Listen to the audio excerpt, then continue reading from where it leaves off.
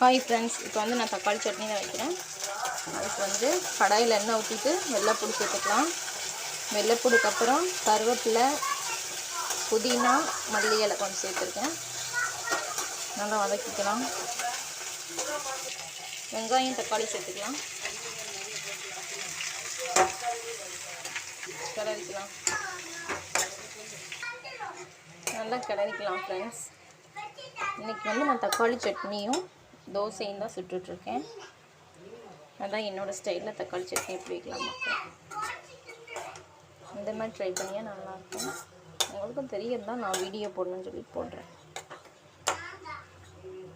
பிடிச்சிருந்தால் லைக் பண்ணுங்கள், சப்ஸ்கிரைப் பண்ணுங்கள் ஃப்ரெண்ட்ஸ்.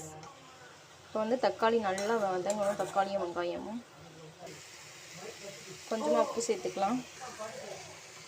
அவ்வளோதான் ஃப்ரெண்ட்ஸ். இப்போ கொஞ்சம் நல்லா வதங்கிடுச்சு. மிக்சியில் போட்டு அரைச்சிக்கலாம். அரைச்சிட்டு தாளிச்சா முடிஞ்சிச்சு. இதே போல் நீங்களும் அரைச்சி பாருங்கள் ஃப்ரெண்ட்ஸ், நல்லாயிருக்கும். இதே மாதிரி செஞ்சு பாருங்கள்.